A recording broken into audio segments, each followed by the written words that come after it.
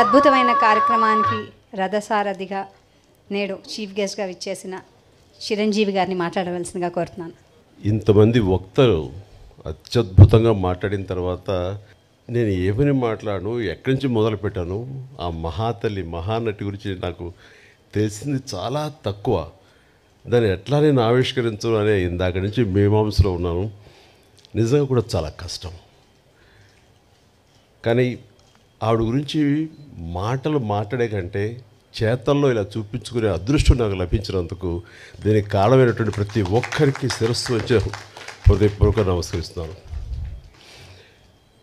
But ఆవిడతోటి నాకు అనుబంధం ఉంది అని చెప్పుకోవటం అన్నది నాకు చాలా సంతోషంగా గర్వంగా అనిపిస్తుంది. నేను పునాదిరాళ్ళు అనే సినిమా మొట్టమొదటగా చేస్తానని వాళ్ళకి చెప్పడం అన్నది అది కాకతాళీయం. ఎందుకంటే అప్పటికి నా ఫిల్మ్ ఇన్స్టిట్యూట్ కోర్స్ పూర్తి కాలేదు, చెయ్యకూడదు, అయినా సరే తప్పనిసరి పరిస్థితుల్లో వస్తాను అన్నాను. అది 1978 ఫిబ్రవరి మంత్, మార్చి రాబోతుందో. అక్కడ ఎవరు ఉంటారంటే అప్పట్లో ఆర్టిస్టులు ఎవరో కూడా నాకు తెలియదు. 4 కుర్రవాళ్ళు, నరసింహరాజు హీరోగా ఉంటాడు, నువ్వు అందులో 5లో ఒకడివి. అక్కడికి వెళ్ళిన తర్వాత నెమ్మదిగా ట్రైన్ ఎక్కి రాజమండ్రి వెళ్తుంటే షూటింగ్ సమయంలో నువ్వెవరితో యాక్ట్ చేస్తావో తెలుసా అన్నారు. తెలీదు. మహానటి సావిత్రి గారు ఉన్నారు, ఆవిడ కాంబినేషన్లో నటిస్తున్నావు అనేసరికి ఒక్కసారి ఒళ్ళు జలధరించింది. వాళ్ళు నాకు ఎందుకు చెప్పలేదో ఏమో నాకు తెలియదు, కానీ ఇది నిజం అన్నట్లుగా అవాక్య వింటే ఎస్. ఆవిడ రాజమండ్రి పంచవటి హోటల్ ఉండేది అప్పట్లో. ఆ పంచవటి హోటల్లో రూమ్లో సేద తీరుతున్నారు, రండి పరిచయం చేస్తామని నన్ను తీసుకువెళ్ళారు. ఆవిడని చూడగానే అసలు అవాక్కైపోయాను, నోట మాట రావట్లేదు.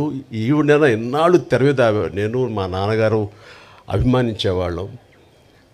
ఆవిడని ఎంతగానో అలా చూసేవాడిని, ఏమీ మాట్లాడలేదు. నీ పేరేంటి బాబు అని అంటే అది అన్నాను. ఎందుకంటే ప్రసాద్ నుంచి చిరంజీవిగా మారిన 1వ రోజో 2వ రోజు అది రాజమండ్రికి బయలుదేరడానికి దారిలో అనుకున్నాను ఆ పేరు ఇక మీద చెప్పాలని. చిరంజీవి అన్నాను. శుభం అని అన్నారు. రేపో ఎప్పుడో మనంతా కలిసి నటిస్తామని చెప్పారు. అయిన తర్వాత అక్కడ రాజమండ్రి షూటింగుల్లో వర్షం వచ్చింది. ఫిబ్రవరి మార్చిల్లో వర్షం ఏంటని మీరు అనుకోవచ్చు, అవి మ్యాంగో షవర్స్ అంటారు, మొన్న కూడా వచ్చింది అట్లా. అలాంటి అకాల వర్షం వచ్చింది. ఒక గచ్చుతోటి ఉన్న ఒక హౌసు పంచలో పైన టాప్ రూఫ్ ఉంది, కానీ జల్లు పడుతూ ఉందన్నమాట. అందులో నటించినటువంటి యాక్టర్లు అందరూ రోజారమణి, కవిత, సావిత్రమ్మ గారు, గోకెన్ రామారావు, కొంతమంది ఆర్టిస్టులు వీళ్ళందరూ ఉన్నారు, నరసింహరాజు వీళ్ళందరూ ఉండిన తర్వాత చాలాసేపు వర్షం అలా వస్తూనే ఉంది, ఎవరికి తోయట్లేదు. మీకు తెలుసా ఈ అబ్బాయి చిరంజీవి అనే అబ్బాయి డ్యాన్స్ చాలా బాగా వేస్తాడు, సరదాగా చిరంజీవి డ్యాన్స్ ఏమయ్యా అన్నాడు. నేను అడగటమే ఆలస్యం, అలాగే ముందు రెడీ అయిపోతాను. నా దగ్గర టేప్ రికార్డ్ ఉంటుంది. అప్పట్లో బోనియమ్మనో లేకపోతే ఇలాంటి కొన్ని అబ్బా ఇలాంటి కొన్ని ఇవి ఉన్నాయి ఇంగ్లీష్ నెంబర్స్, అది వేసుకుని డ్యాన్స్ చేస్తాను. నాకేంటంటే సావిత్రి గారు చూస్తున్నారు, ఇంకా పెద్ద ఉత్సాహం నాకు. అలా చేస్తుండగా ఆ జల్లుకి నా కాలు జారి గబుక్కుని కింద స్లిప్ పడిపోయాను. పడినవాడిని ఆగకుండా అక్కడ నాగుపాము డ్యాన్స్ లాగా చేస్తూ ఏదో అలా చేసేసరికి వాళ్ళందరూ క్లాప్స్ కొట్టారు. ఆవిడ కూడా చాలా సంతోషించి నాకు చాలా బాగా నచ్చావయ్యా అంటూ దగ్గర తీసుకుని ఆవిడ నా భవిష్యత్తులో మంచి యాక్టర్ అవుతావు అని అన్న మాట అంతా ఇంత కాదు, అంతటి మహానటి నోటు వెంబట చాలా మంచి యాక్టర్ అవుతావు, ఎందుకంటే నీలో స్పోర్టినెస్ చూశాను, ఆ తర్వాత కింద పడ్డ తిరిగి డ్యాన్స్ వేయటం అనేది ఆ నేచరు చూశాను, ఇవన్నీ చూస్తుంటే కనుక నీకు మంచి భవిష్యత్తు ఉంటుంది అని ఆ మహాతల్లి చేత అనిపించుకోవడం అనేది నాకు అంతా ఇంత కాదు, 1000 ఏనుగుల బలంగా అనిపించింది. ఆ తర్వాత మళ్ళీ ఆవిడతోటి మరొక సినిమా చేసే అవకాశం కలిగింది. అది చాలా రోజుల తర్వాత, అంటే 80లో అనుకుంటా, అది 1980లో. అది ప్రేమ తరంగాలు అని చెప్పేసి, అందులో నేను, కృష్ణరాజు గారు, సుజాత గారు, జయసుధ గారు మేమంతా ఉన్నాము. ఆవిడ నా తల్లి పాత్ర. ఆ తల్లితోటి మళ్ళీ ఆవిడ బిడ్డగా యాక్ట్ చేసి నటించే అవకాశం నాకు కలిగింది. ఇట్లాగా ఆ తర్వాత మళ్ళీ నేను ఆవిడ చూసే అవకాశం కానీ ఆవిడతోటి నటించే అవకాశం కలగలేదు. ఆ తర్వాత మరి కాలం చెందారు. కానీ ఆవిడ సినిమాలు ఎప్పుడు చూస్తుంటాను, పాత పాటలు ఎప్పుడు ఇంట్లో పెట్టుకుంటుంటాను. ఏదైనా పాత పాట చూడాలంటే కనుక నాకు సావిత్రమ్మ గారు యాక్ట్ చేసినవి, ఆవిడ పాడినవి ఆ పాటలే చూస్తుంటాను. ఎంత సునిశ్చితమైనటువంటి ఎక్స్ప్రెషన్స్, ఎంత హావభావాలు, కేవలం కళ్ళతో మాత్రమే ఆవిడ చూపించేటువంటి గొప్ప నటి. ఇందాక మనం గత వక్తలు అన్నట్లుగా ప్రపంచంలో మరి ఏ నటి లేరండి.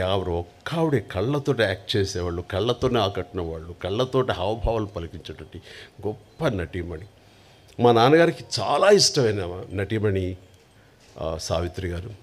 సో బహుశా నాకు నాన్నగారి నుంచే వచ్చిందేమో.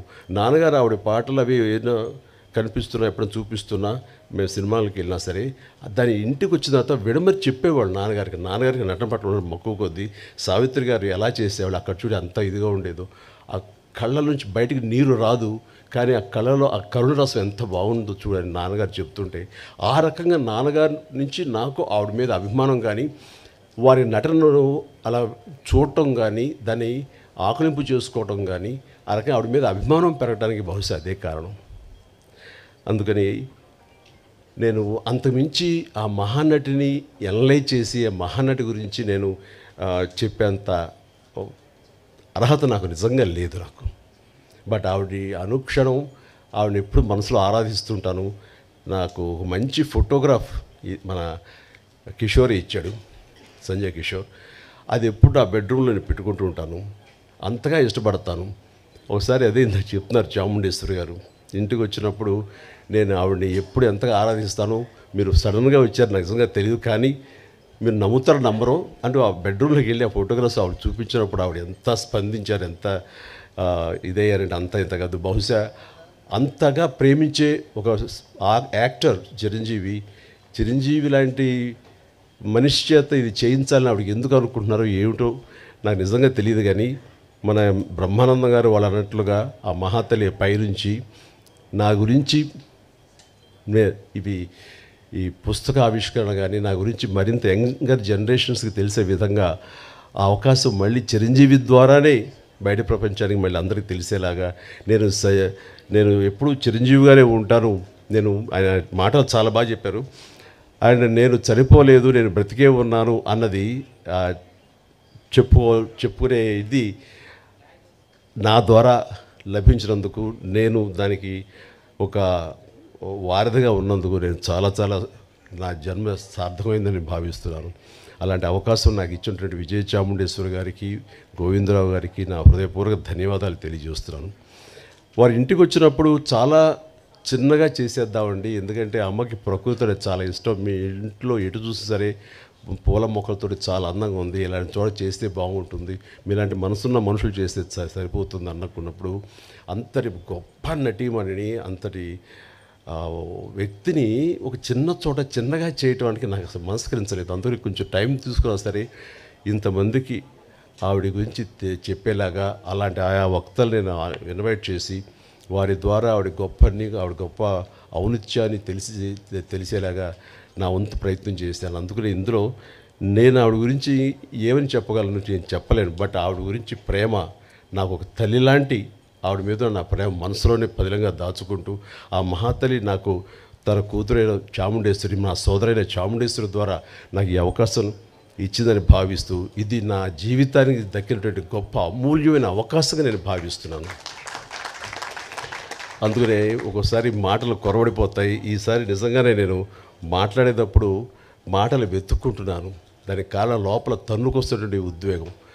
అలాంటి భావోద్వేగాల మధ్య ఉన్న నాకు ఆ మహాతల్లికి మీ అందరి సమక్షంలో నేను మనస్ఫూర్తిగా నా నివాళులు అర్పించుకుంటూ ఆ మహాతల్లికి ఇంతకంటే ఇంకేం చేయగలం అంటూ నేను తెలియజేస్తూ, ఇంత ఓపికగా మీరందరూ ఉన్నారు, ఇంత చక్కగా మీరందరూ వీక్షించారు, అందరికీ నా హృదయపూర్వక ధన్యవాదాలు తెలియజేస్తూ నాకు ఈ అవకాశం ఇచ్చినందుకు ప్రతి ఒక్కరికి నా హృదయపూర్వక ధన్యవాదాలు. అలాగే పేరు పేరున ఇక్కడ ఇచ్చేసినటువంటి వీళ్ళందరూ కూడా ఒక ఫోన్ కాల్ చేసి రండి అనగానే పెద్ద ఎత్తున వచ్చారు, ఎక్కువ సమయం వెచ్చించారు, చాలా అద్భుతంగా మాట్లాడారు.